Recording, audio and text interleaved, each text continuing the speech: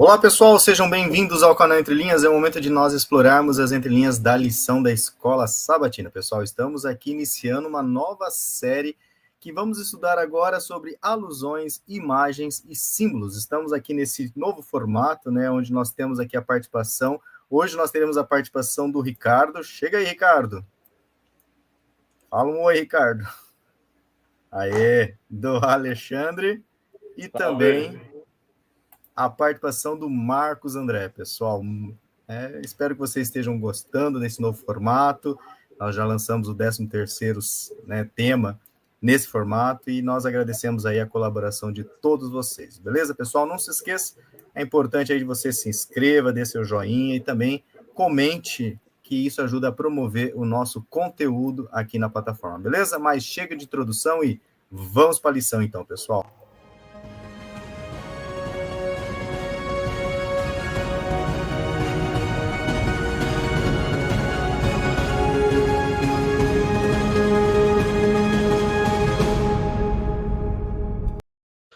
É isso aí. Bom, pessoal, antes de nós chamarmos aqui, então, o Ricardo, que vai iniciar aqui com sábado e domingo, gostaria só de agradecer aqui ao pessoal que tem comentado, né? Então, nós temos aqui no pódio a Regiane Alves. Olá, boa tarde, irmãos do canal Entre Linhas, feliz sábado. A Leda Maria Rigoni, o Eba, feliz sábado. E também o Genésio Mioto aqui, que já traz, assim, no mês de fevereiro, nós tivemos 10 dias de oração, 10 horas de jejum. Só que essa programação terminou depois de uma semana, mas na nossa vida diária, nós precisamos estar todos os dias, né, e não só 10 dias. E aí a Sandra Machado, Leda Maria Egoni, Luzilene Araújo, Sandra Bitar, Alaine Fanelli, Pedro Virgínio, Adriana Kuhn, Joivaldo Santos, Natalice Santos Araújo, Heloísa Richard, e também a Célia Antônio Coelho participando conosco aqui, a Silvana Aurélio, Gilvanete Tito, Rivelino, Nils Amaral e também João Cavaco marcando presença, leia lá o comentário dele no último vídeo, e também Marinalva Ferreira, Adail Zonina, e ela deixa aqui 12 minutos de comentário, é muito, irmão, mas faz parte, né? Bom, vamos lá então, pessoal, o que interessa. Não viu o tempo de gravação, né, Lúcio? 12 minutos de comentário é grande porque não viu o tempo de gravação. Exato. Vamos iniciar, né, o que interessa, né? Não vamos aí aprender sobre os princípios das profecias. Espera aí que nós aprendemos. Mas antes, né, é impossível aprender algo espiritual sem antes que nós invoquemos e convoquemos aqui o Espírito Santo para que nos guie. Vamos, nesse momento, então, buscar ele em oração? Oremos.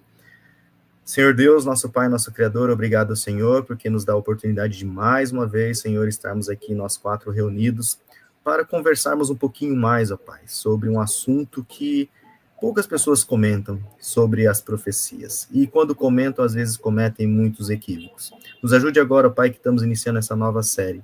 Que o Teu Santo Espírito nos guie na Tua palavra, nos dê entendimento correto e que possamos ajudar aqueles que também querem entender um pouquinho mais a Tua palavra. Em nome de Jesus oramos. Amém, Senhor. Então, chega, Ricardo, agora é com você. Bom, vamos lá, gente. A lição número 1, né? Alguns princípios de profecia. Profecia, em hebraico, a expressão é navi. No o verso para memorizar aqui, diz o seguinte: mas aquele que se gloria, glorie-se nisto, em me conhecer e saber que eu sou o Senhor. Faço misericórdia, juízo e justiça na terra, porque destas coisas me agrado, diz o Senhor. Bom, gente, as expressões que eu vou destacar aqui no verso para vocês é misericórdia, e a expressão hebraica que é encontrada aqui é hesed, que muitas vezes é traduzida por caridade, muitas vezes é traduzida por amor, mas a maioria das traduções, elas trazem essa palavra misericórdia mesmo. A segunda palavra aqui, juízo, a palavra é mishpat. É uma palavra que ela geralmente é utilizada num contexto muito formal, num contexto jurídico mesmo, para interpretação da lei, aplicação da pena, o processo formal, uma decisão judicial. Então, mishpat é uma expressão que carrega um formalismo e uma muito grande. E a outra palavra é justiça. Justiça, a expressão hebraica aqui é tzedakar, que significa, como vocês sabem, se vocês assistiram no vídeo passado, ato de justiça e ato de caridade, ao mesmo tempo. Pode carregar as duas conotações. Aí, geralmente, o tradutor dá uma analisada no contexto e escolhe aquele que lhe agrada. Eu sempre gosto de repetir, todo mundo fala da justificação pela fé. Só que Abraão foi justificado pela fé lá atrás, e a palavra lá é tzedakar. Então, poderíamos utilizar justificação ou caridação, ou seja, ele teve justiça imputada ou teve caridade imputada. E aqui nós vemos no verso áureo justamente essa expressão: eu sou o Senhor, faço misericórdia, faço juízo e faço justiça na terra, faço tzedakar na terra. Seguindo, gente, nós temos ali logo no primeiro parágrafo, o autor da lição já vem trazendo algumas questões aqui interessantes sobre interpretação. Ele diz o seguinte: como acontece em relação a outros assuntos bíblicos, existe divergência entre cristãos a respeito da profecia. Infelizmente, muitos acabam pensando que alguns livros da Bíblia, como o Apocalipse, são simplesmente incompreensíveis. Bom, gente, os textos bíblicos, eles foram escritos com uma intencionalidade para um povo específico, em período específico. Ou seja, nós temos ali, vamos pressupor que Bereshit, que o Gênesis foi escrito por Moshe. Teologicamente é amplamente aceito isso, né? Mas sempre há divergência em tudo.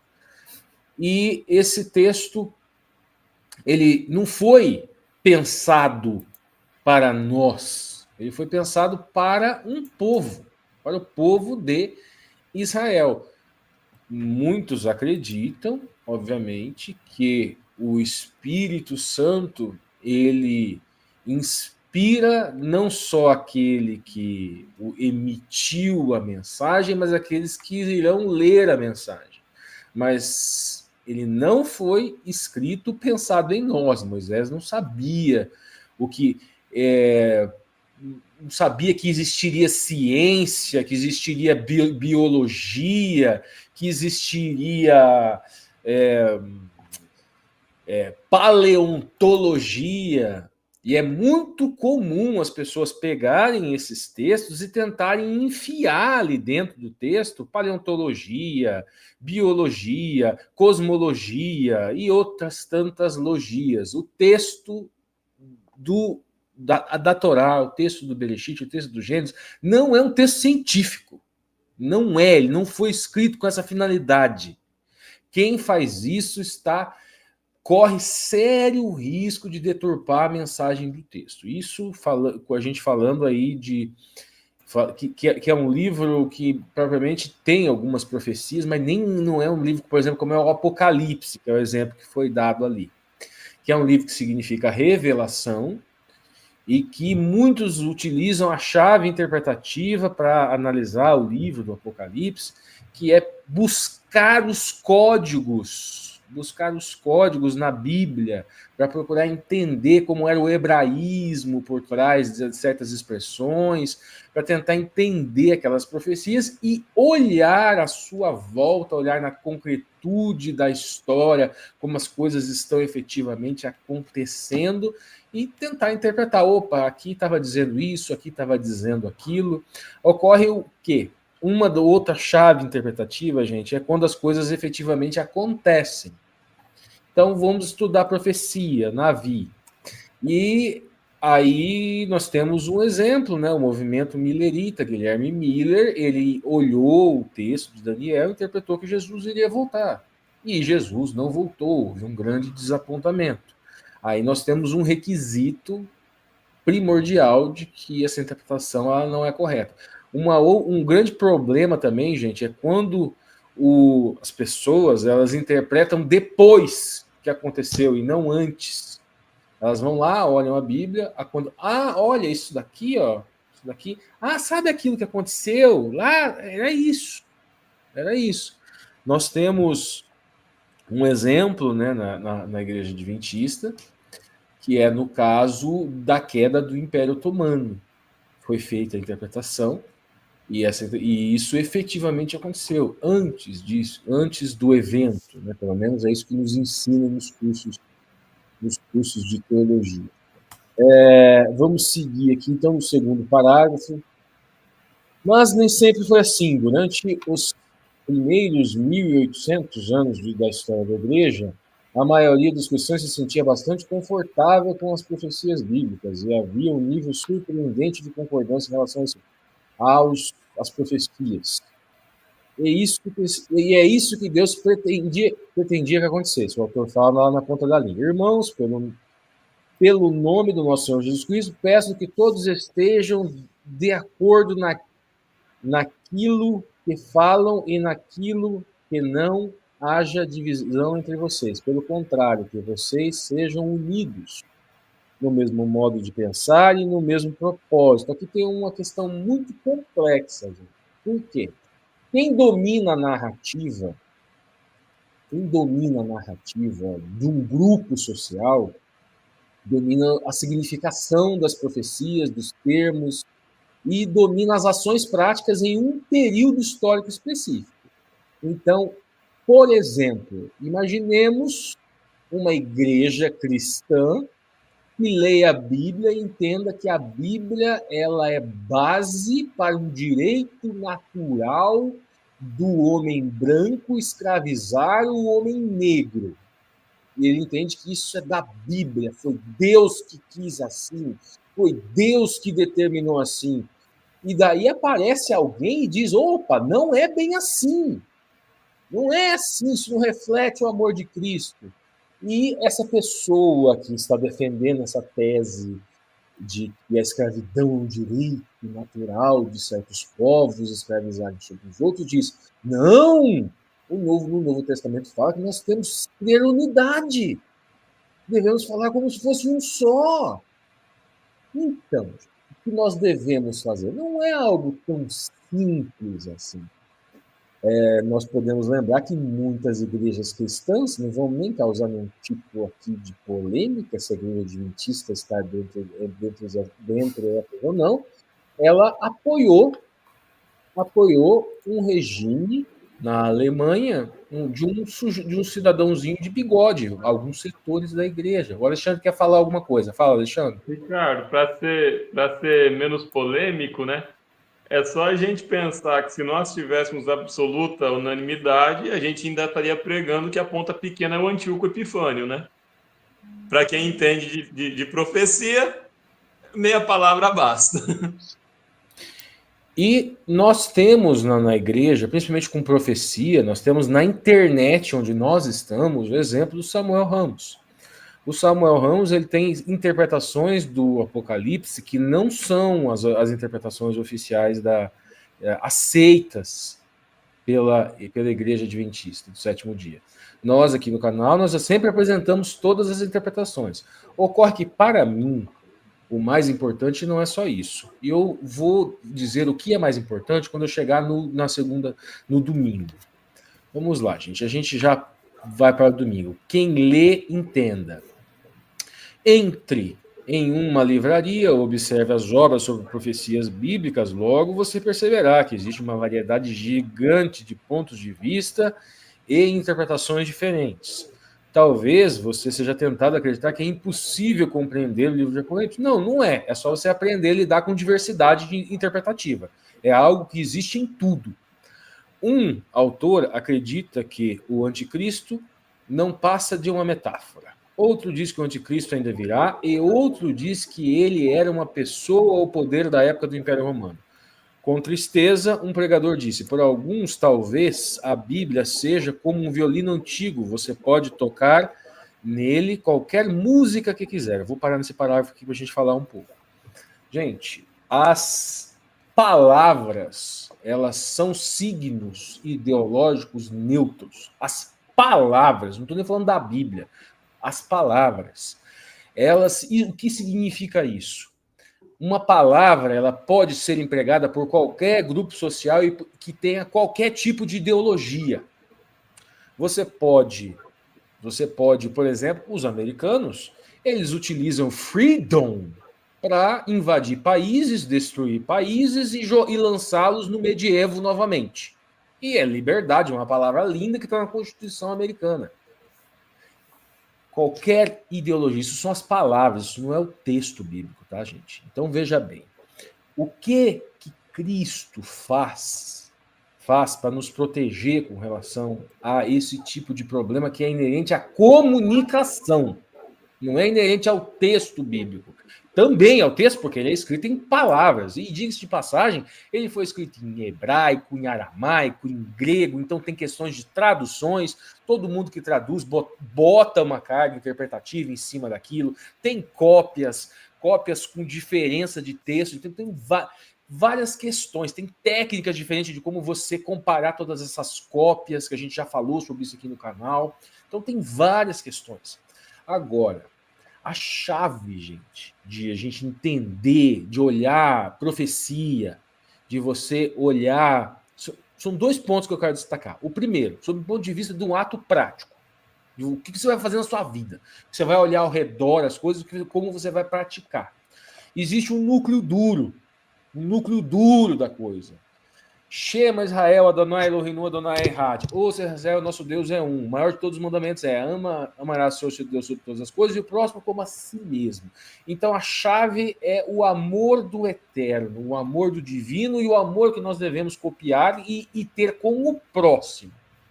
Então se você vai olhar um determinado texto e alguém está interpretando ele e é muito convincente, mas não reproduz amor ao próximo. Não reproduz amor a Deus. Desconfie. Tá errado. Não tá certo. Não tá desvirtuando o maior de todos os mandamentos, está desvirtuando a chave interpretativa da Bíblia, que é a Brit Hadashah, o Evangelho, o caráter de Cristo que veio, foi nos apresentado face a face. Você vê esse caráter no Velho Testamento, não é fácil. Não é fácil. Bom, vamos continuar aqui. A outra coisa, gente, é o seguinte, e nós vamos ver aqui no próximo texto. Tem uma pergunta aqui. O autor vai trazer aqui Mateus 24:15, que fala da abominação desoladora, Apocalipse, que fala do que está próximo tempo, fala também sobre a questão de você não se gloriar, mas repetindo o verso e assim por diante. Gente, a abominação desoladora foi uma revelação que foi dada para o povo e que muitas pessoas elas foram salvas na destruição de Jerusalém. Eles foram salvos. Anos 70, na invasão de Jerusalém. Exatamente. Eles foram salvos justamente em razão dessa profecia. Os cristãos saíram antes, eles já sabiam. Cristo deu a interpretação de Daniel, dizendo que a abominação isoladora é aquilo. E a nossa interpretação é que aquilo que aconteceu irá se repetir no tempo do fim. Então existe uma interpretação que se aplica só àquela época, existe uma interpretação que não se aplica àquela época, que eu acho absurda, e existe uma interpretação que se aplica a 2 tempos históricos diferentes. Interpretações teológicas, tá? Interpretações teológicas. Então existe algo de urgente, é mais ou menos isso que esses textos nos oferecem, e existe uma revelação necessária para o tempo do fim. É isso que o autor quer destacar aqui. Bom, e dentro do texto, Ricardo, nós encontramos, por exemplo, Jesus, quando citou essa questão de Daniel, ele falou, quando virdes, lê e entenda. Então, o objetivo, né, é o quê? É que o texto fosse lido e compreendido. Sim, ou seja, existe a possibilidade dele ser lido e compreendido. Sim, isso é óbvio. Então, isso demonstra claramente nas palavras de Jesus que o texto não é um texto misterioso que deve ficar amarrado, né? O texto, em seguida, né, o próximo texto, Apocalipse 1, verso 3, ele diz, novamente, quem lê, entenda e guarde, porque é feliz quem faz dessa forma. Então, tanto o texto de Daniel quanto o texto de Apocalipse, que para mim é o texto mais truncado da Bíblia, talvez na maioria para a maioria dos grupos, nós temos 2 textos claros na Bíblia dizendo para entender, é para você ler e entender. Se é para entender, né, não é um texto misterioso que não vai ser revelado, né? Existem os livros, existem o texto que ele foi escrito com a intencionalidade de ser no futuro interpretado. Esse, o livro do Apocalipse, ele tem muito disso, algumas profecias de Daniel também tem esse. O próprio livro de Daniel, ele é escrito com a chave, ele é selado, né? A gente até vai falar sobre isso, ele é selado, mas para ser revelado em um momento. Ele não é selado. Porque ele tem uma funcionalidade em um outro tempo histórico. Ele tem uma função em um determinado outro tempo histórico. É isso que nós acreditamos. Agora, o autor da lição, depois ele traz o seguinte: muitas universidades oferecem disciplinas sobre a Bíblia como literatura ou algo semelhante. Para um cristão, pode ser surpreendente assistir às aulas e descobrir que o professor estuda a Bíblia da mesma forma que alguém estuda mitologias pagãs. Não é nem um pouco assustador, não. É natural. Na opinião deles, talvez exista um núcleo de verdade moral por trás das histórias, mas as histórias bíblicas podem ser interpretadas de maneira que se desejar. E, de fato, elas podem. Mas não significa que não há a possibilidade de compreensão. E hoje em dia, ainda com meios de comunicação, vocês estão aqui, ó, cada um aqui está contribuindo de uma maneira diferente.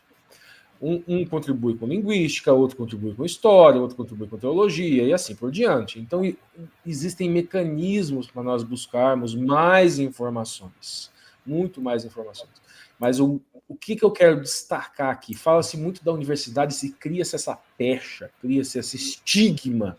E muitas vezes os alunos cristãos, e principalmente adventistas, são muito mal vistos na universidade, porque eles tentam impor a teologia dentro da universidade. Gente, um linguista que vai estudar o texto bíblico, e tem já vários artigos, ele vai olhar sob um viés científico. Ele vai tirar o viés dele teológico, mesmo que ele seja cristão, ele vai se despir disso, vai fazer uma análise linguística, um historiador vai utilizar as técnicas historiográficas, e assim, isso não é errado, é simplesmente uma esfera discursiva diferente. Vocês precisam saber em qual esfera discursiva vocês estão, qual esfera campo. Eu estou na esfera campo da linguística e estão estudando a Bíblia.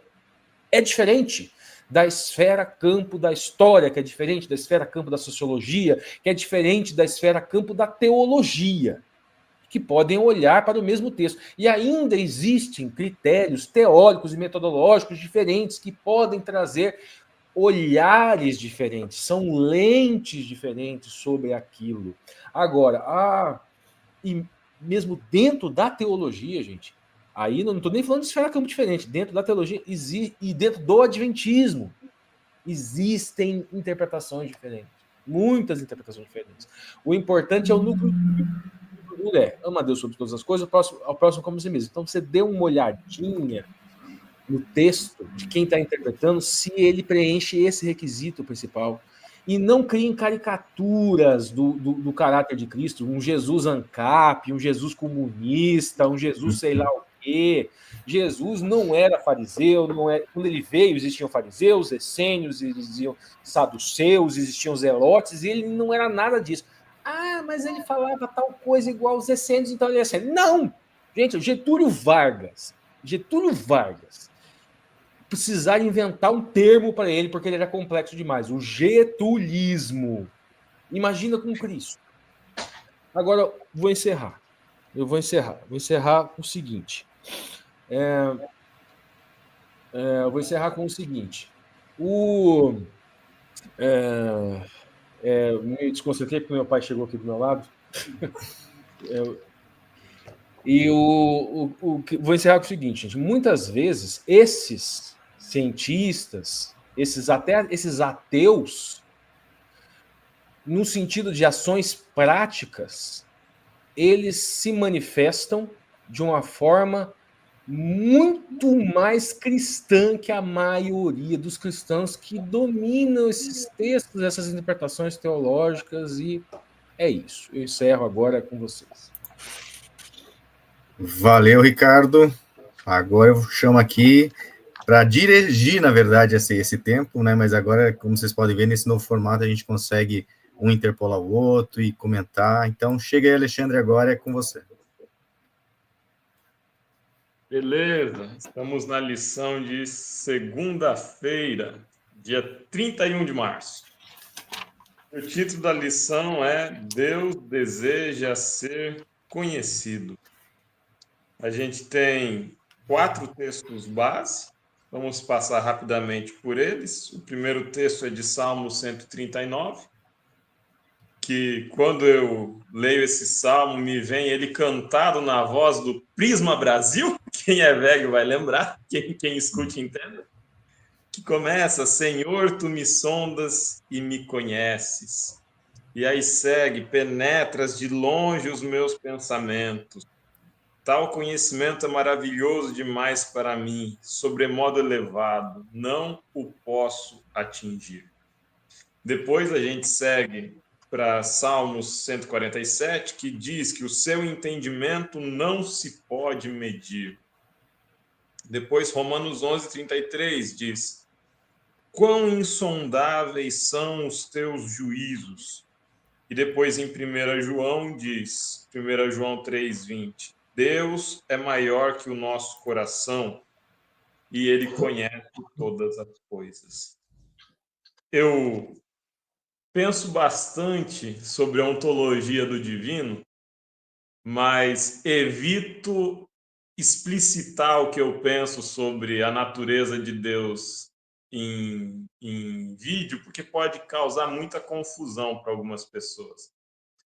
Mas enquanto a gente conversava aqui por trás das câmeras, a gente destacava como Deus ele está além da nossa dimensão de tempo, como Deus está além da nossa dimensão de matéria, como Deus é um ser que é extradimensional, na medida que ele está além da nossa dimensão, né?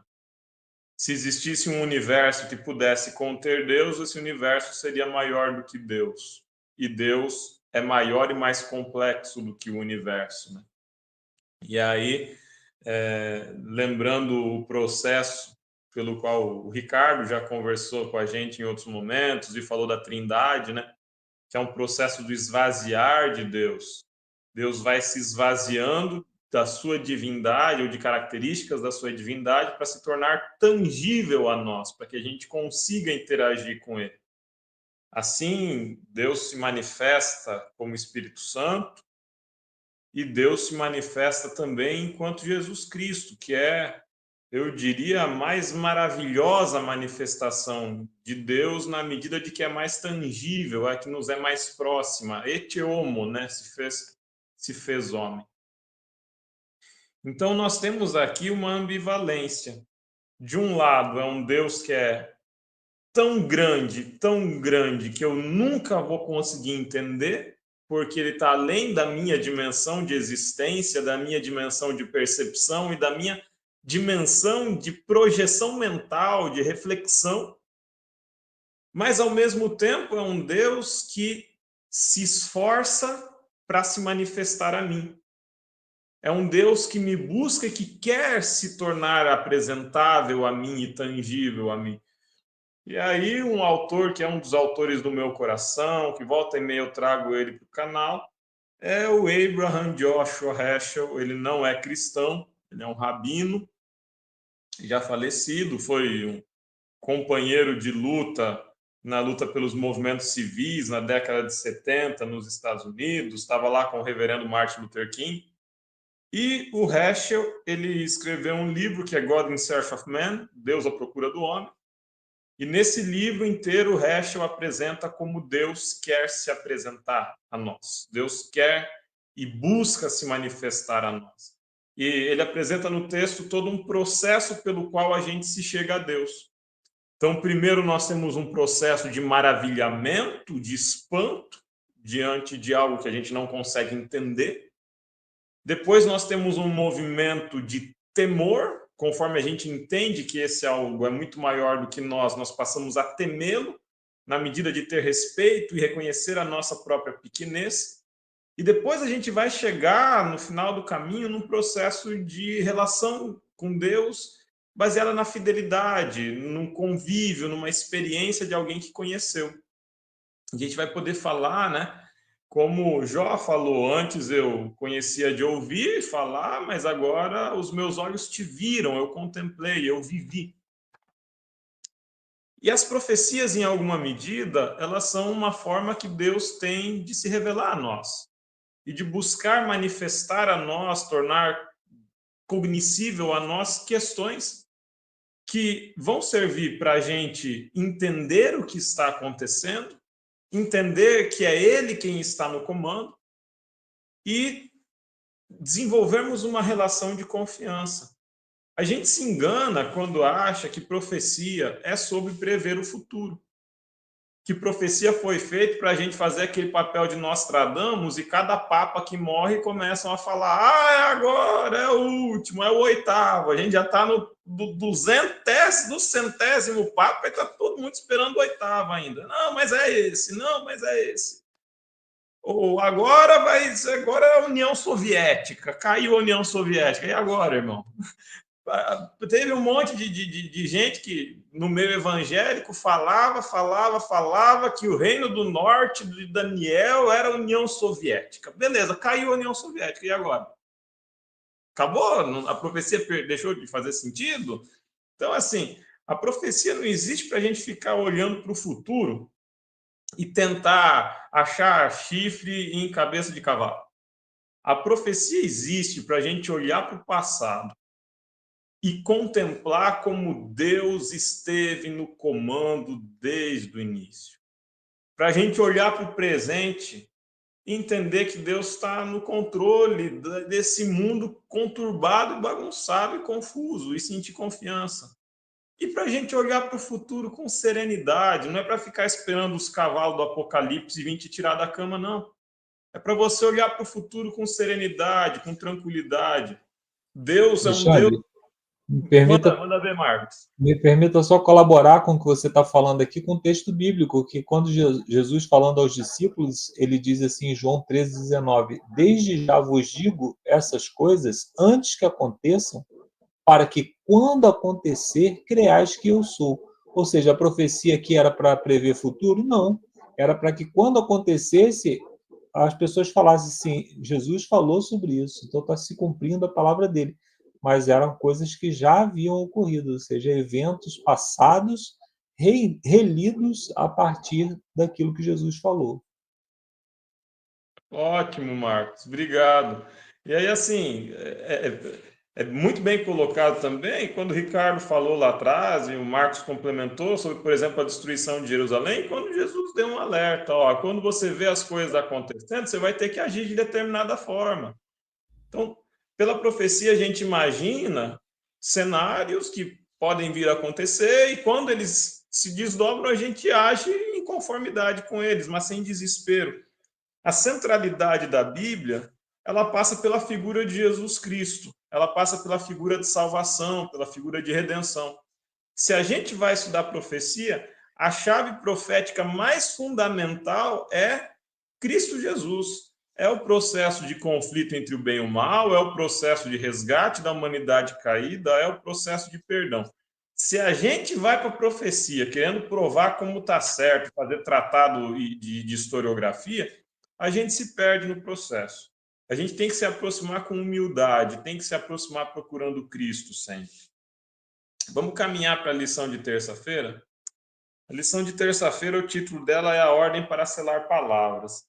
E aí nós temos aqui dois textos que são que existem em paralelo, assim, né? A profecia, eu gostei muito de quando a gente produziu a lição de Daniel e a lição de Apocalipse. Foi um processo do entrelinhas do Velho Testamento, né? Quando a gente ficava gravando das 8 da noite até as 2 da manhã, às 3 da manhã. Eu não sei como é que a gente aguentava, mas assim, eu deixo o convite sempre. Você quer aprender um pouquinho mais de profecia?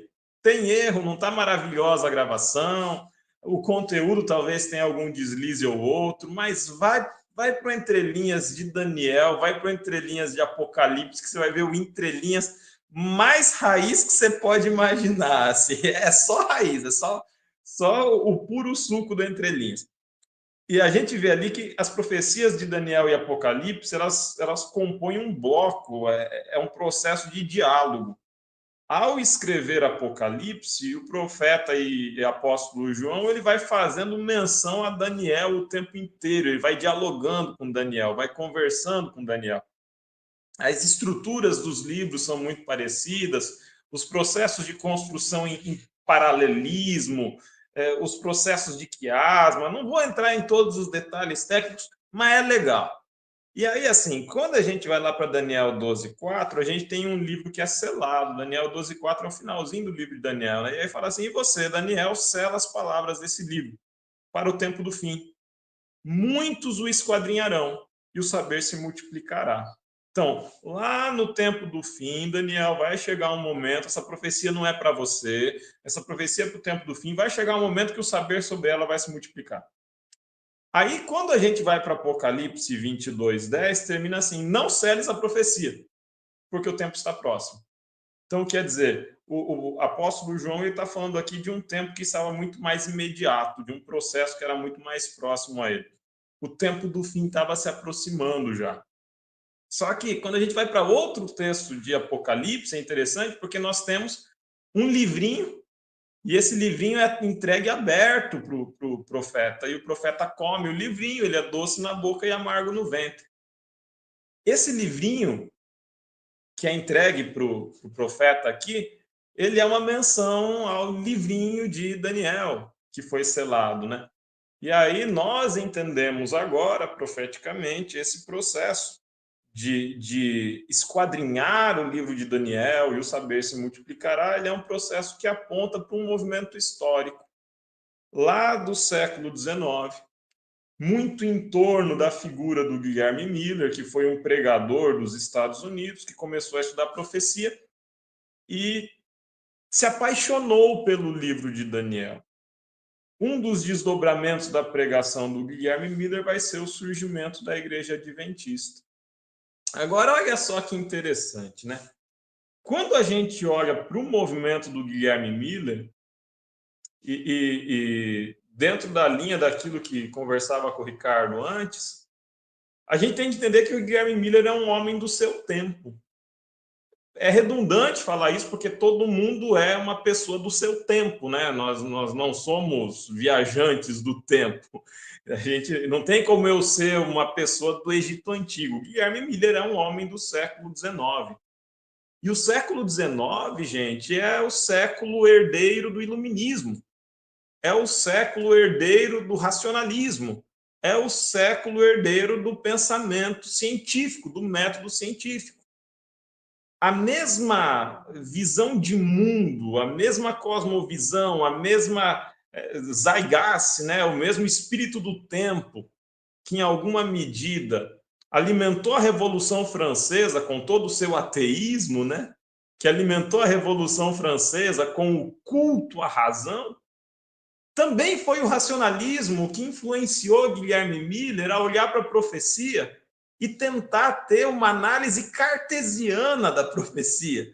Então, vamos entender, esse símbolo quer dizer isso aqui, cola com isso aqui, ele vai compondo como um grande quebra-cabeça o livro de Daniel, porque ele entende que a Bíblia é verdadeira, que não vai ter contradição interna e que ele vai conseguir ter uma compreensão do todo do texto. E eu acho isso de uma preciosidade, é a gente olhar para a profecia não tentando ver aquele quadro específico, mas vendo o quadro amplo. É aquele negócio de você tentar assistir TV muito de perto. As TVs estão ficando cada vez maiores, né? Daqui a pouco você vai assistir um jogo de futebol na TV, você não consegue ver o cara cobrando escanteio e ver a linha do gol, porque você tem que olhar para um lado e para o outro da TV, de tão grande que é a TV. Quando você se aproxima demais da tela, você não consegue enxergar. Uma novidade com o Miller aqui é que ele se afasta da tela e ele consegue ter um plano geral da profecia. E aí depois ele se aproxima e vai compondo cada pequeno quadro. Esse movimento deu origem ao Adventismo. Nós somos herdeiros de um método de estudo profético, que é o método historicista, que é diferente do método futurista e do método preterista. Então, é legal a gente olhar para a lição de terça-feira tentando resgatar nossas raízes, tentando resgatar nossas origens, em termos de pensamento e de lógica de interpretação profética. É um lugar que eu acredito que essa lição vai tentar chegar. No plano geral dessa lição, a gente vai tentar recompor esses princípios interpretativos. Desculpa a demora, é isso aí, gente. Passo a bola. Valeu, Alexandre. Agora segue aqui com o Marcos André. Eu acho que o Ricardo está pedindo inscrição, Lúcio. Então vai lá, Ricardo, tem que abrir o microfone, que vocês fecharam aí. Tá? Interessante também lembrar que o Isaac Newton, ele escreveu um livro sobre as profecias de Daniel. E muito desse cientificismo e dessa forma simples de diminuir a complexidade, de pensar em um mundo estável, de pensar numa realidade objetiva também, muito começa com Newton e o Guilherme Miller, com certeza, ele bebe dessa fonte. Vai lá, Marcos. O interessante, a construção é uma construção a muitas mãos, né? Então não tem ninguém que fala assim, eu sou autor dessa obra. No que diz respeito a gente poderia até citar, né? Para que ninguém se glorie, né? Ninguém pode falar assim, cara, eu peguei esse livro aqui, destrinchei e está aqui o meu trabalho. Não tem isso, né? Tem um trabalho de muitas mãos e nós estamos aqui dando a nossa pequena contribuição, como se fosse um soprar na vela de um navio que vai caminhando. Né? Então, é isso. A Bíblia ela é maravilhosa porque realmente a gente vê a mão de Deus guiando o processo. Né? Primeiro, para escrever, mais de 40 autores, escrevendo numa linha de raciocínio lógica, né, o que é difícil. Né? Até você escrever um livro e você mesmo ser lógico com você é difícil. Né? Imagina 40 autores diferentes. E a interpretação da mesma forma. Nós vamos, ao longo da história, né, coletando as pérolas que cada pessoa descobriu e vamos construindo essa interpretação. Né? Na parte de quarta-feira, então, dando continuidade aqui, estudando a palavra. E aí o autor começa aqui dizendo algo que o Alexandre já disse, né? Os adventistas devem muito a Miller por causa do método de estudo que ele trouxe. Ele trouxe um método bastante até redundante, né? Um método metodológico, né? Mas ele realmente foi isso, né? Ele criou um método, né? Para estudar. E quando a gente fala em adventistas, a gente tende a pensar em adventistas do sétimo dia, mas, na verdade, a mensagem do advento ela passou a ser conhecida e aceita pela cristandade de uma maneira mais profunda a partir do desapontamento. Né? O desapontamento ele veio para trazer um despertar para a questão do retorno de Jesus. Até então, existiam algumas linhas de interpretação. Uma das mais conhecidas é que o retorno de Jesus seria a pregação do Evangelho, né? Seria a igreja chegando a todas as comunidades e o domínio da igreja traria um tempo de paz, traria um reino na terra. Né? Então, essa interpretação ela prevaleceu durante muito tempo e os estudos de Miller despertaram para o retorno de Jesus e hoje nós podemos dizer que todas as denominações são adventistas, porque em todas você vai lá, o batista ele espera o retorno de Jesus, ele pode não pregar tanto quanto nós pregamos sobre isso, mas ele está lá aguardando o retorno de Jesus, os católicos aguardam o retorno de Jesus e assim por diante. Então nós devemos, como adventistas do sétimo dia, mas como adventistas cristãos, né? Nós devemos muito a Miller. E aí o autor nos pergunta aqui, com base em Mateus capítulo 5, verso 18, também em 2 Timóteo 3, 15 a 17, Lucas 24, verso 27, o que esses textos nos ensinam sobre como devemos abordar as profecias bíblicas. O primeiro texto diz que nada passará da lei, e a lei aqui é uma referência a tudo que está escrito, porque o apóstolo Paulo ele se refere ao livro de Isaías, por exemplo, como a lei. Então, tudo que está escrito não passará sem que se cumpra. Então, esse é um método, né? Deus não deixou lá algo escrito e que depois ele desistiu de cumprir. Não, tudo que está escrito é cumprimento. E toda a Escritura é inspirada por Deus e útil para o ensino, para a repreensão. Nós não podemos pegar parte da Bíblia e dizer, essa parte aqui acho que não foi tão inspirada assim. Uma vez eu vi uma discussão sobre música, né? E esse é um tema bastante polêmico, por isso eu não vou nem entrar na questão aqui, mas a questão era sobre o uso de instrumentos de percussão, né? O uso de bateria e coisas assim na Bíblia, né? Na música. E aí algumas pessoas utilizaram lá o texto lá de Samuel, quando Davi entrou em Jerusalém tocando tamborins, né? E aí eles disseram assim, mas nessa época Davi estava meio apostatado. Então, quer dizer, você começa a julgar o texto bíblico a partir da sua própria perspectiva. Então, você tem uma cosmovisão e você começa a dar sentido ao texto a partir da sua cosmovisão. Ou seja, quem diz o que o texto vai dizer ou não é o texto, e sim você. E isso é muito perigoso quando nós fazemos isso no texto, né? Eu já ouvi também uma outra interpretação, que essa é mais comum, né? É quando alguém diz assim, esse mandamento não consta no Novo Testamento. Mas onde está escrito na Bíblia que se algo não consta no Novo Testamento em forma de mandamento, nós não devemos obedecer? Pelo contrário, a Bíblia diz, nós lemos, né, aqui em 2 Timóteo 3, de 15 a 17, que toda a Escritura é inspirada por Deus e útil para a repreensão. Então, toda a Escritura ela continua tão válida quanto quando foi escrita. E talvez até mais válida, né? Porque hoje nós temos a figura de Jesus, como o Alexandre bem falou aqui, né? Se você tem alguma dúvida sobre um texto bíblico, sobre como aquele texto bíblico tem ou não validade, como esse texto bíblico deve ser interpretado ou vivido, veja como Jesus viveu. Se você quiser saber como você guarda o sábado, guarde como Jesus guardou, não tem erro. Se você quiser saber como Jesus tratava os pecadores, trate como. Se você quiser saber como você deve tratar o pecador, trate como Jesus tratava, não tem erro. Então, Jesus eu não gosto muito desse termo, né? Jesus é a chave hermenêutica para compreender a Bíblia, mas Jesus ele é a Bíblia em pessoa.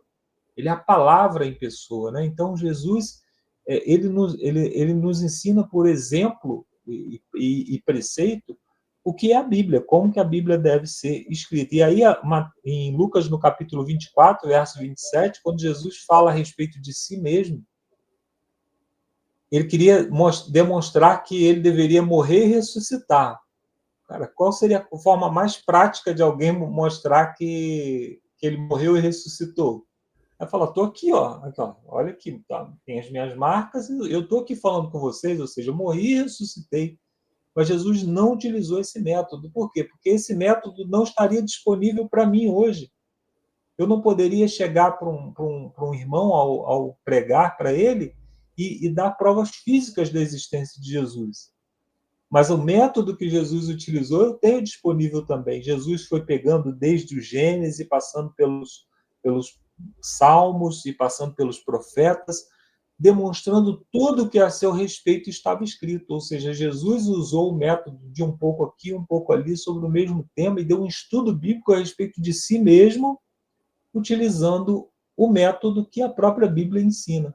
Então, Jesus, se nós queremos descobrir o que a Bíblia... Como que eu vou falar sobre o casamento, por exemplo? Eu tenho que pegar tudo que a Bíblia diz a respeito do casamento, passando do Gênesis, passando pelos Salmos, passando pelos profetas, pela história de Jesus, e assim interpretar o texto, porque foi assim que Jesus fez, né?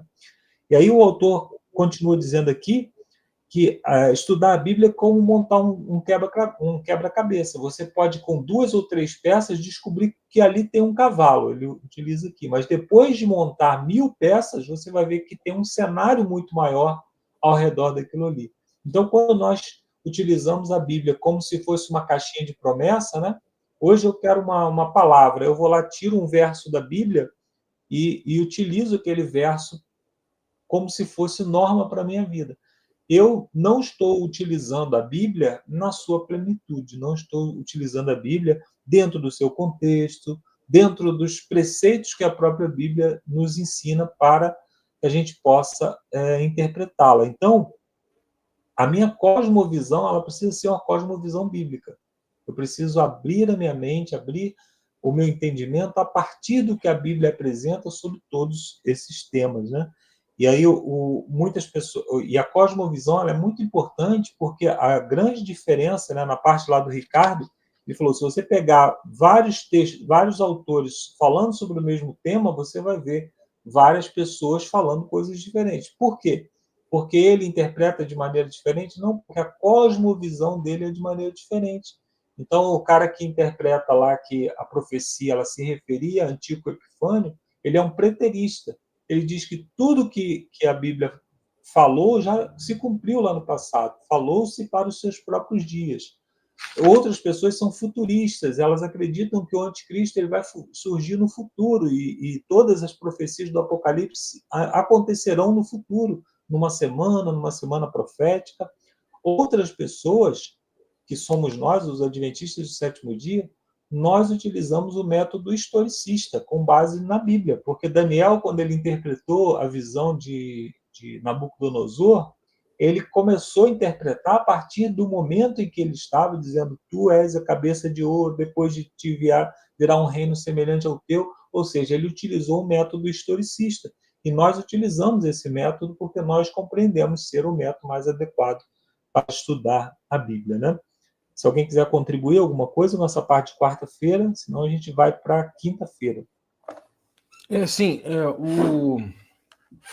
Uma coisa também que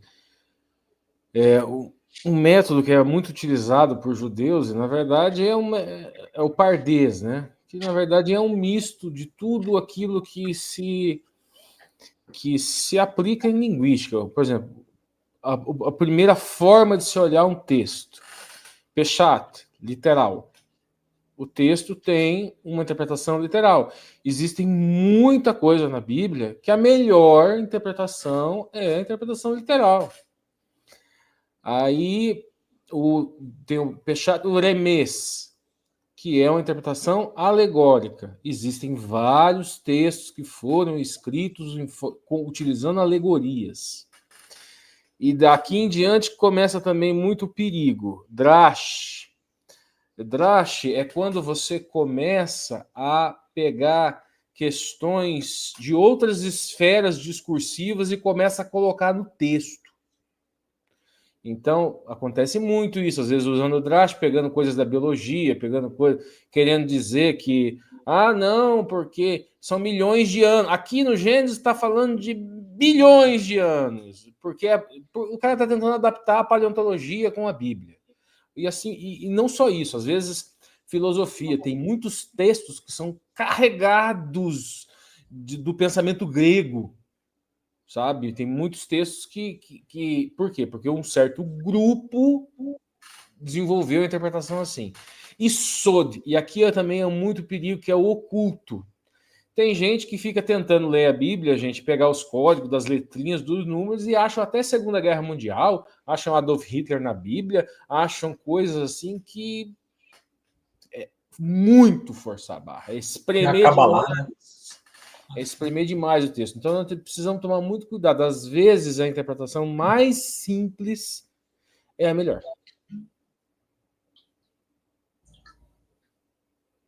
Primeiro recurso deve ser esse, a gente lê o texto como literal, né? Quando o texto começa a se demonstrar absurdo demais para ser literal, então nós começamos... Ou então quando o próprio texto diz que é uma parábola, né? Então aí a gente parte para para... Ou quando o próprio texto diz que é o oculto, o sod, Sim. que é o caso do livro de Daniel, livrinho fechado, que veio, depois foi aberto, depois o sod foi revelado. Sim. Perfeito, Ricardo. E é sobre isso que é a lição de quinta-feira, literal ou simbólico? É uma pergunta. Como que nós vemos isso, né? Quando estudamos as profecias, uma das principais questões com as quais lidamos é como determinar se um texto deve ser entendido de modo literal ou simbólico. Como o autor usou uma linguagem simbólica, como que nós podemos saber? E como descobrir qual o significado desses símbolos? É sobre isso que a lição de quinta-feira vem falando. Então ele utiliza aqui uma ideia, né, que era comum, que o Ricardo acabou de falar, né, quando nós introduzimos coisas da nossa cultura na Bíblia, é que muitas pessoas utilizavam Daniel, o urso de Daniel 7 para se referir à Rússia. Por que eles faziam isso? Porque a Rússia, atualmente, o urso é utilizado como um símbolo da Rússia. Mas quando nós vamos ao texto, a interpretação, porque o texto de Daniel 7 ele é relativamente fácil de compreender. Por quê? Porque Daniel teve a visão e em seguida veio um anjo dar a interpretação. Isso acontece também em Apocalipse 17. Então, quando nós temos o texto, o símbolo, e nós temos a interpretação ela nunca é simbólica. A interpretação ela pode ter elementos de símbolos, mas para dar significado. Então, nós precisamos entender que quando Daniel 8 também acontece isso, né? Daniel 8, o Daniel tem a visão e em seguida o anjo já vem, olha, o bode é isso, o carneiro é aquilo. Então, nós não podemos pegar, dizer que o animal com 2 chifres, cujos chifres foram quebrados, são as torres gêmeas lá que caíram lá nos Estados Unidos. Por que nós não podemos fazer isso? Porque o texto está dizendo que o animal é uma referência a um reino dos dias de Daniel. Então, quem faz isso, ele não consegue ler o texto mais um pouquinho. Porque se a gente pega o texto e lê do capítulo 1 do verso 1 até o último verso do capítulo, você vai ver que o anjo ele veio para dar a interpretação. E aí o autor utiliza aqui, por exemplo, Daniel 7, que fala de um animal com chifres. E aí Daniel 8, verso 3, e também Daniel 7, verso 24, diz que o chifre significa o quê? Reis e reinos. Você percebe que está dentro do mesmo livro, dentro do mesmo capítulo, ou um capítulo depois. Aí depois você tem Apocalipse 16, que fala da espada que saía da boca. Só aqui a gente já tem uma dica, né? O que sai da boca de alguém? Aí o próprio texto de Efésios 6 diz que a espada é a palavra que sai da boca de Jesus. Né? Hebreus capítulo 4, verso 12, diz que a palavra é como uma espada cortante que penetra juntas medulas. Né? Apocalipse 12 fala da mulher. Efésios diz que a mulher é a igreja de Cristo. Jeremias 6, verso 12, faz uma referência. Isso nós temos milhares de textos no Novo Testamento. Estou exagerando nos milhares, né? Mas nós temos diversos textos no Antigo Testamento que fazem referência ao povo de Israel como uma mulher. Então, se nós não pegarmos a própria Bíblia e permitirmos que a Bíblia interprete, nós vamos começar a dar interpretação ao bel prazer. Aí sim a Bíblia vai ser um livro sem sentido, onde cada um, como um violino, né, como foi dito pelo autor da lição, toca a sua própria música. Então, a Bíblia ela utiliza essa linguagem, aí o autor, por que a Bíblia utiliza essa linguagem? Lá no livro de Apocalipse, o primeiro verso diz: escreva essas palavras, essas são palavras de Jesus Cristo, que ele deu ao seu anjo, Deus transmitiu através de Jesus Cristo para dar ao seu anjo, para dar aos seus servos. Então é uma linguagem criptografada que ela não vai ser entendida por todos. O livro do Apocalipse não foi escrito para todas as pessoas. Então, não se assuste com o fato de que nem todos compreendem o livro do Apocalipse. Por quê? Porque ele foi escrito segundo o próprio texto, a abertura do texto, ele diz, foi escrito para os seus servos. Então, quem que deve compreender o livro de Apocalipse? Os servos de Cristo. Aqueles que têm desejo de servir a Cristo. Então é isso. O livro de Apocalipse e os livros proféticos, eles foram escritos numa linguagem profética com o objetivo de proteger o próprio texto, de que o texto fosse protegido. A criptografia, talvez o Lúcio queira explicar o que é criptografia, né? Mas é quando um símbolo ele só faz sentido para dois elementos. Então eu lanço um símbolo daqui, somente o receptor vai compreender, ninguém mais. Qualquer pessoa que conseguir pegar aquela mensagem no meio do caminho não vai compreender absolutamente nada. Essa é a sua área, né, Lúcio? Estou aqui falando de maneira... Beleza? Alguém quer fazer um comentário sobre a parte literal ou simbólica de quinta-feira? Eu. Uma coisa que é chave é uma profecia específica, né? Vou ser rápido. A profecia do anticristo. Muitas pessoas leem o texto bíblico, e notadamente os evangelhos, vou repetir isso de novo, e eles não estão lendo os evangelhos para tentar aprender com o Cristo. Eles estão tentando colocar no Cristo algo que é a perspectiva deles. É um Cristo freestyle. E isso é uma estratégia do inimigo. Vamos falar teologicamente falando, gente. Vamos pressupor profecia do anticristo. No final dos tempos, haverá enganos. E esses enganos são justamente no sentido de reconhecer a verdadeira face do Messias. E ao longo da história e da história recente, muitos cristãos, muitas pessoas que faziam parte do povo escolhido, judeus também, tiveram muitas dificuldades de reconhecer a face do Messias e preferiram as antíteses. O anticristo, gente, ele não vai usar nenhum livro satânico para enganar ninguém, não. Pode falar, Alexandre. Se o anticristo viesse com um martelo e uma foice vestido de vermelho, ele não enganava ninguém. E da mesma forma, o sábio Salomão não casou com uma égua com olhos de pomba. Nem tudo a gente entende no literal.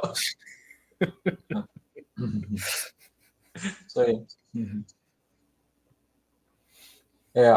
O anticristo, né, a Bíblia diz que é o homem da apostasia, né? A apóstata é alguém que sai de dentro do cristianismo, né? Então é alguém que tem roupa de cristão, cara de cristão, que fala como cristão, mas que não representa o cristianismo na sua essência, né?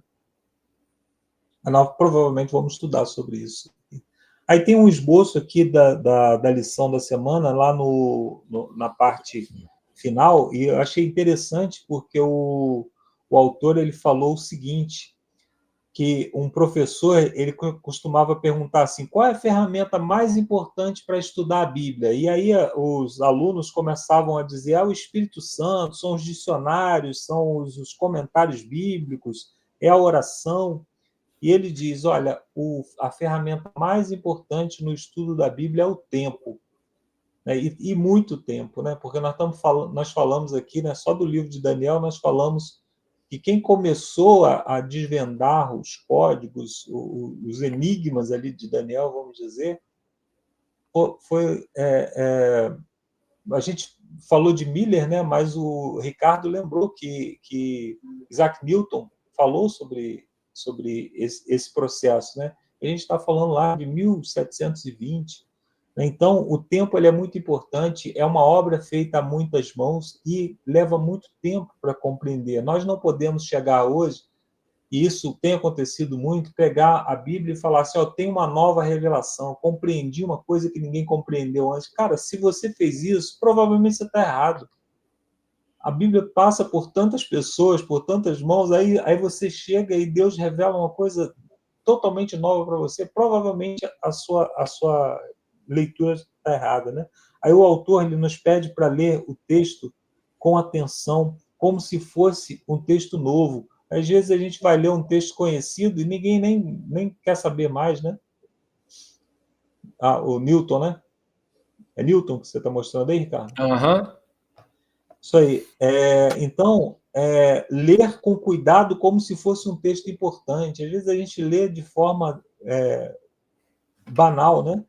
Ler apreciando como se fosse um texto belo e ler dentro do seu contexto, como se ele estivesse dentro do ambiente bíblico, como se nós estivéssemos dentro do ambiente bíblico. Então, essas são as chaves que o autor nos dá aqui para que a gente possa ler. E nós, como adventistas, corremos o risco de talvez ler sobre profecia achando que nós já temos conhecimento. Vamos abrir a nossa mente para essa lição, para que essa lição realmente traga novidade, traga coisas novas e boas para nós, né? E assim eu termino agora. Fica com o Lúcio, a parte de sexta-feira, aquelas perguntinhas, né, Lúcio? É isso aí. Eu vou aproveitar, né, porque às vezes a gente tem pessoas aqui que eu sei que conhecem o processo de criptografia, tem pessoas que talvez não conheçam tão bem, né? Vou apresentar aqui, pessoal, um sisteminha simples, né, de criptografia, ou seja, você tem uma palavra original aqui, o hello, você tem uma chave de deslocamento de 3 caracteres, e aí você escreve uma palavra aqui que ninguém conhece. Mas se você conhece a chave, né, sabe que todos os caracteres estão 3 caracteres deslocados, né? Esse é um algoritmo bem simples de criptografia, claro que toda a transação bancária, criptomoeda, usa, né, sistema de criptografia bem mais avançado. Mas para quem não entende o que é criptografia, nada mais é do que trocar, né, a informação original por alguma informação que ninguém conhece se não tiver a chave. E o que nós vimos hoje é isso, ou seja, você tem que ter a chave para entender Apocalipse. E a chave é onde, né? É a própria palavra de Deus. São os símbolos que a própria Bíblia apresenta, né? Exatamente, a chave está dentro da palavra. Eu vou trazer agora aqui as perguntas para consideração. Deixa eu só voltar aqui.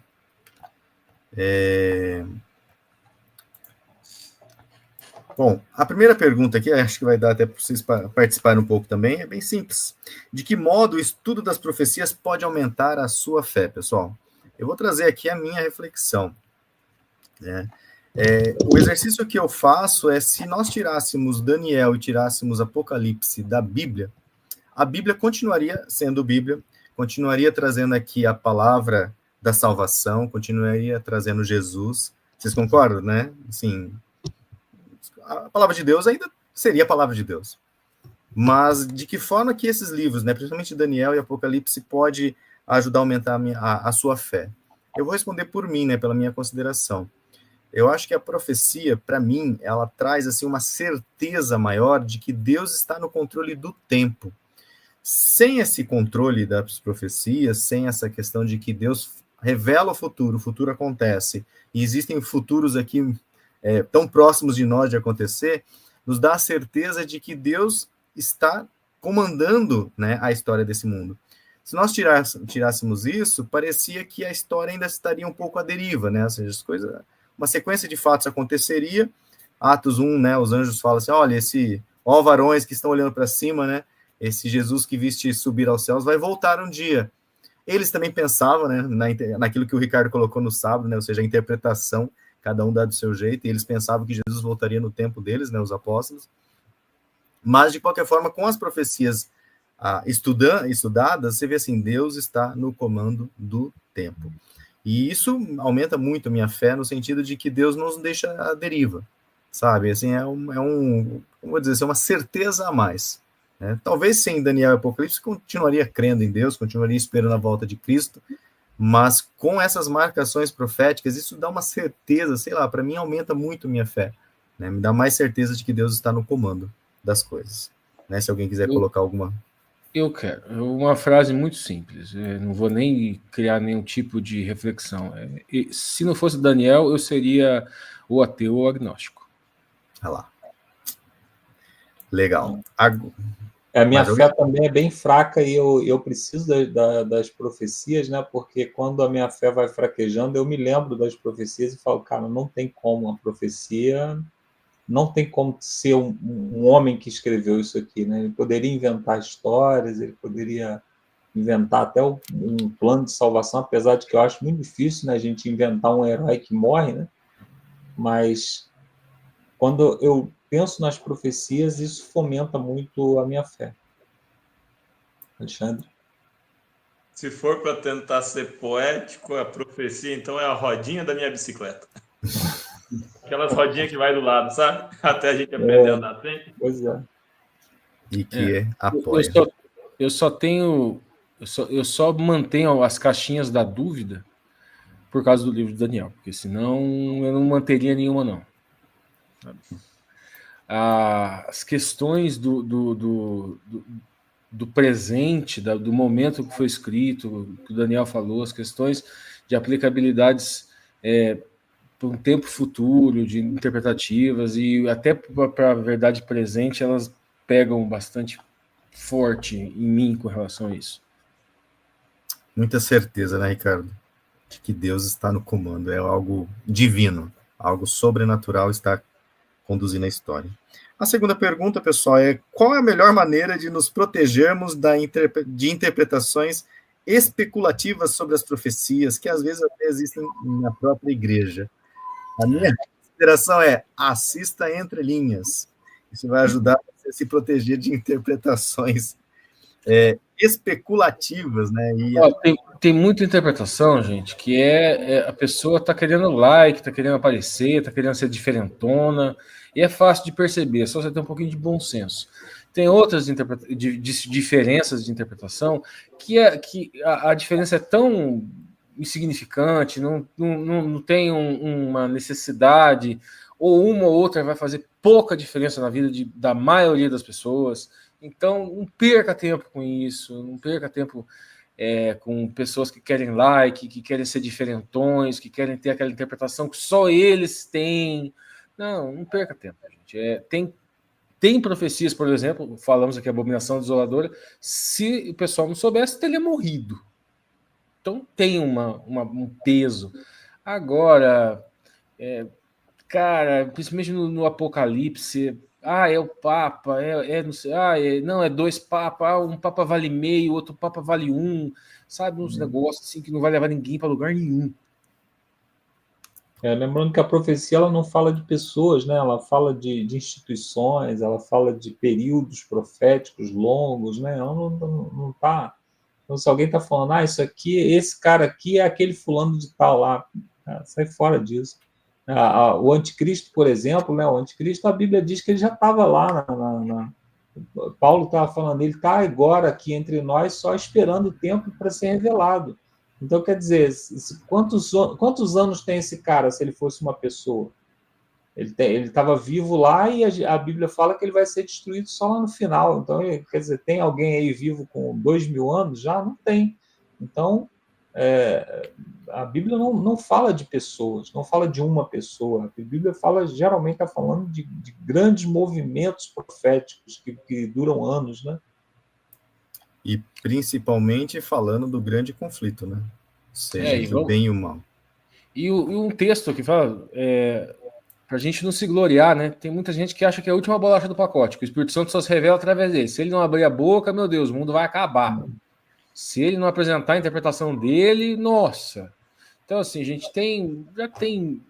Vamos ter um pouquinho de humildade aí, cada um no seu quadrado, e é isso.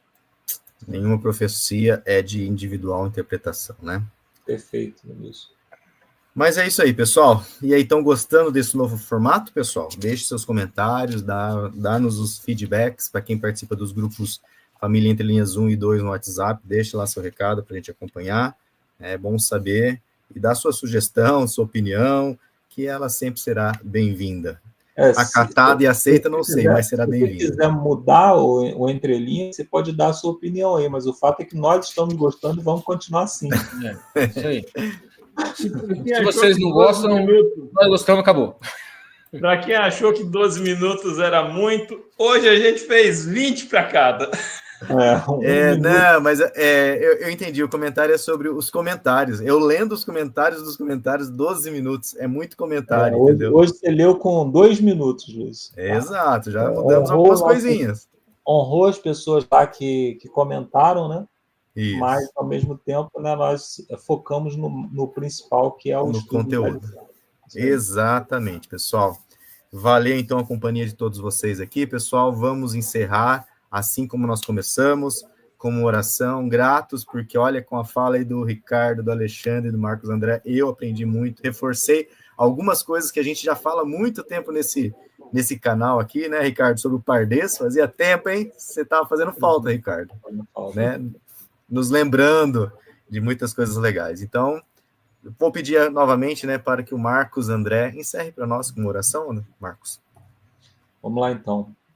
Santo e bom Deus, muito obrigado pela tua palavra que o Senhor deixa entre nós e nos orienta para que possamos continuar estudando, para que possamos continuar compreendendo e até mesmo, Senhor, aquelas partes que não compreendemos, que despertam a nossa curiosidade e assim nós nos empenhamos em estar pesquisando, dando continuidade.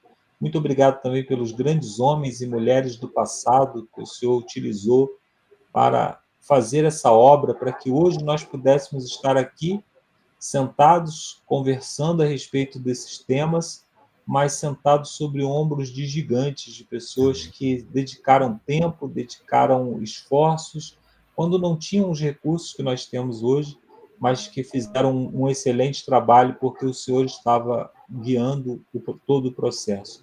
Nós te pedimos que, de alguma forma, o Senhor nos use também para tocar o coração, a mente de alguém, para que possa compreender melhor essa palavra.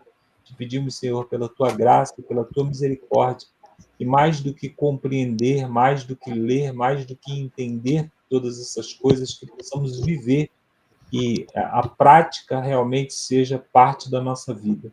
Te pedimos pela tua misericórdia, que o Senhor continue nos auxiliando com o teu Santo Espírito, nos perdoando, pela graça de Jesus, e nos salvando diariamente para o teu reino. É o que te pedimos por Jesus. Amém. Amém. Então, pessoal, nos vemos já na segunda lição sobre esse tema, o fundamento de Gênesis. Vamos aprender um pouquinho mais. Fique com Deus. Até lá, se Deus quiser, pessoal. Um abraço e tchau, tchau.